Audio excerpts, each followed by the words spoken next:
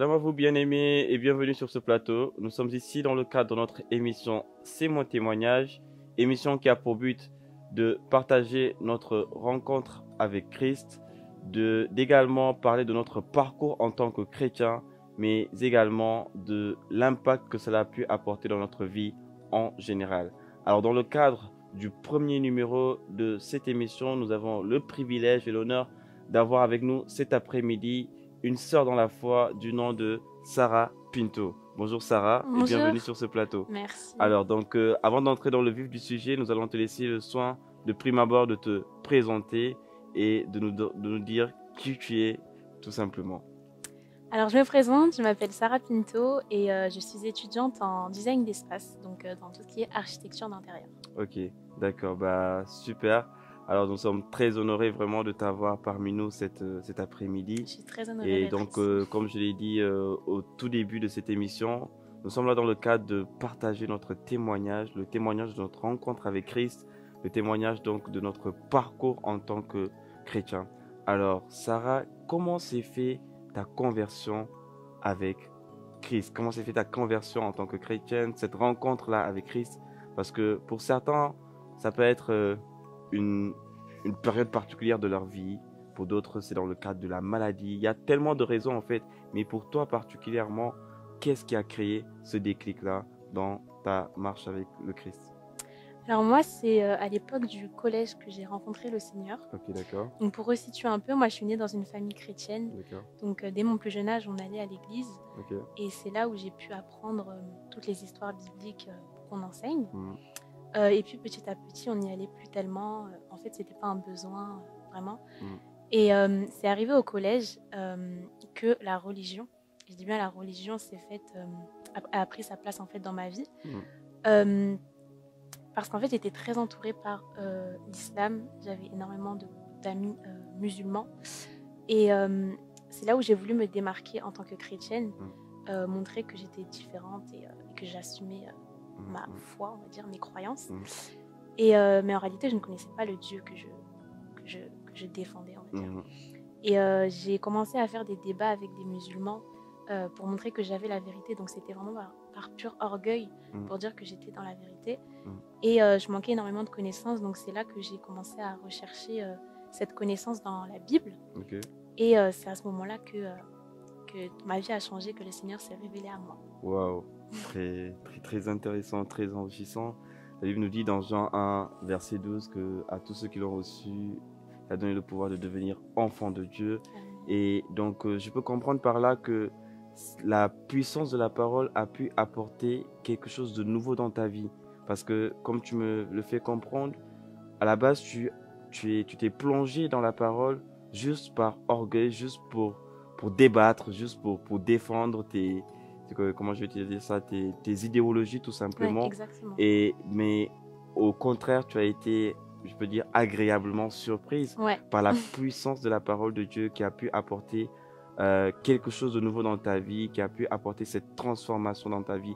Alors Sarah, que peux-tu nous dire par rapport à cela? En fait, quel est cet apport-là particulièrement que la parole de Dieu, cette transformation-là que la parole de Dieu a pu apporter dans ta vie? Alors tout d'abord, j'aimerais parler vraiment du fait que la parole de Dieu est devenue vivante pour moi. Là où je pensais que c'était seulement un livre là comme les autres livres religieux. Voilà. Et j'ai été agréablement surprise parce que la parole de Dieu m'a touchée. Déjà par son amour, j'ai été touchée. Et puis je me suis rendu compte aussi à travers la parole que j'étais une pécheresse en fait. Là où je pensais que j'étais une fille parfaite, on va dire, parce que j'étais vraiment une fille sage, je pensais que cela suffisait, que je croyais en Dieu et que cela suffisait. Et c'est aussi à travers la parole que j'ai compris que non, j'étais une pécheresse comme tous les autres pécheurs, que devant Dieu on est tous pécheurs et vraiment le Seigneur m'a fait comprendre que sans l'œuvre de la croix, ces péchés que j'avais en moi allaient m'envoyer en enfer. Et du coup, ces péchés-là que j'ai développés sont l'orgueil. J'étais une fille donc très orgueilleuse, comme je l'ai dit. J'étais aussi très colérique. Vraiment, j'avais un esprit vraiment de compétition avec tout le monde, dans tout. Je voulais être la meilleure. En fait, toutes ces choses-là, elles se passaient intérieurement. Ok. C'est-à-dire que pour tout le monde, j'étais vraiment une fille très, très sage, très Mhm. gentille. Mhm. Donc il y a que moi qui peux témoigner vraiment du changement que Dieu a fait en moi parce que c'est de l'intérieur qu'il a changé. Gloire à Dieu. Et donc il a changé mon orgueil, Mhm. mon esprit de compétition. Mhm. Il m'a rendue humble Ouais. et, il enlève petit à petit la colère que j'ai en moi, Ok. le manque de pardon, toutes ces choses-là. Vraiment, Allez. le Seigneur a changé ça en moi. Mhm. Mhm. Et il m'a apporté ce qui me manquait, même si je ne me rendais pas compte, en fait, Mhm. la paix, la joie, l'amour, le Voilà. vrai amour Ok. qui dure à jamais et qui Éternellement. ne change, Wow. qui ne change jamais, en fait, Mhm. sous Mhm. aucune condition. Ouais. Et, et vraiment, là, j'ai compris que sans Dieu, je ne suis rien. Ouais. Et je ne sais même pas comment j'ai pu vivre 16 ans de ma vie sans Mhm. lui. Mhm. Mhm. Donc voilà un peu ce que le Seigneur a apporté à ma vie. Wow. Donc aujourd'hui, il n'y a plus cet esprit de rivalité. Non, Donc là, si on joue et que je gagne, ça va? C'est pas trop non, compliqué, hein? Tu vas pas m'en ça va. vouloir? Non, ça On devrait est aller. sûr? Bah super. Donc du coup, gloire à Dieu. Donc je peux comprendre par là que le Seigneur a pu ôter l'orgueil en toi, Mhm, l'esprit de rivalité. exactement. Également, tu as cité la colère. Mhm, Et le Seigneur a pu donc remplacer ces choses par la paix, exactement. l'amour, la joie, ainsi que vraiment toute cette transformation que le Seigneur apporte dans notre vie. Parce que je reste convaincu que lorsque le Seigneur vraiment euh, entre dans notre vie, il ne peut pas nous laisser, il ne peut pas nous Exactement. laisser rester le même. Donc, il nous apporte vraiment quelque chose de nouveau. Il impacte notre vie donc Mhm, positivement et tout. Et nous pouvons donc le comprendre par ton témoignage. Bah, gloire à Dieu, gloire à Dieu. Et pour terminer, si je peux dire ça ainsi, quel est vraiment le message que tu peux donner à quelqu'un? Parce que tu nous as expliqué ton témoignage, ton parcours. Tu nous as fait comprendre comment le Seigneur a pu apporter cette transformation. Toi qui, à l'époque, te pensais déjà parfaite, toi c'est qui, ça. voilà, développais en toi, dans ton intérieur, dans ta personne intérieure, des choses qui ne glorifient pas le Seigneur, que Mhm. tu as pu finalement comprendre aujourd'hui. Quel est donc finalement le message que tu peux apporter à quelqu'un? Qu'est-ce que tu peux dire à cette personne-là qui te suit au travers de cette émission? Qu'est-ce que tu peux lui dire qu'est-ce que tu peux lui donner comme message par rapport à tout ce parcours que tu as donc traversé avec le Seigneur?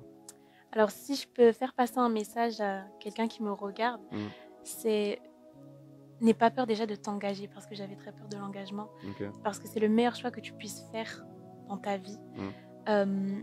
Ensuite, pour les personnes qui se sentent parfaites, qui pensent qu'ils n'ont pas besoin de Dieu, comme j'étais cette personne-là, qui pensent que Dieu ne va rien leur apporter, Mm. déjà j'aimerais dire que c'est faux. Mm. En fait, le Seigneur n'apporte pas des choses de ce monde, il nous apporte des choses que lui seul peut donner, telles Amen. que l'amour, la joie, la paix, et qui durent surtout éternellement. Là où Amen. l'homme est infidèle, vraiment Dieu est fidèle. Mm. Et donc j'aimerais encourager quelqu'un qui pense ne pas avoir besoin de Dieu et lui Mm. dire si tu as besoin de Dieu, à partir du moment où tu respires, où tu es un être humain, en fait, tu as besoin de Dieu. Mm. Il n'y a pas de condition pour avoir besoin de Dieu. Mm. Et donc voilà, et quelqu'un qui serait aussi dans un moment difficile de sa foi, Mm. j'aimerais lui dire de ne pas lâcher parce que Dieu ne te lâche pas en fait. Mm. Peut-être que tu ne vois pas la main de Dieu dans ces moments-là, Mm. mais sache qu'elle est bien là. Et le Seigneur regarde plus loin que toi. Peut-être que tu vois que ce que tu vois en fait en tant qu'humain, mais le Mm. Seigneur va plus loin que ça. Et la période dans laquelle il te fait passer, sache qu'il a déjà tout accompli. Amen. Donc vraiment, j'aimerais t'encourager à ne pas lâcher la main de Dieu. Wow. Voilà. Wow. Merci beaucoup, Sarah. Merci d'être passée sur ce plateau. Merci Nous avons beaucoup. vraiment été bénis par ce Amen. témoignage très enrichissant, très vraiment intéressant. Et je suis convaincu que ça a touché la vie de Amen. quelqu'un de là où tu nous suis. Et j'aimerais prier avec vous parce que ce témoignage a assurément touché la vie de quelqu'un. Nous avons pu comprendre par le témoignage de notre sœur Sarah que le Seigneur est capable de transformer nos vies parce que elle qui avait en elle l'orgueil, la colère, l'esprit de rivalité, ainsi que vraiment cette autosuffisance, aujourd'hui par l'impact que le Seigneur a pu apporter dans sa vie, elle a compris que véritablement le vrai amour c'est en Christ, mais également que nous avons tous besoin du Seigneur Jésus-Christ dans nos vies. Alors, toi qui me suis bien-aimé, j'aimerais juste prier avec toi, j'aimerais juste faire cette prière avec toi afin que le Seigneur puisse vraiment entrer dans ton cœur parce qu'il dit, je ne mettrai pas dehors celui qui vient à moi. Et la Bible me dit aussi une chose, c'est que nul ne peut venir au Père si Christ lui-même, Seigneur, ne l'a pas attiré. Donc, il est vraiment important que nous puissions faire cette rencontre-là avec Christ. Alors, bien-aimé, de là où tu es, ferme les yeux et fais juste cette prière avec moi. Seigneur Jésus, je te bénis et je te rends grâce. Merci pour ce moment que tu as permis.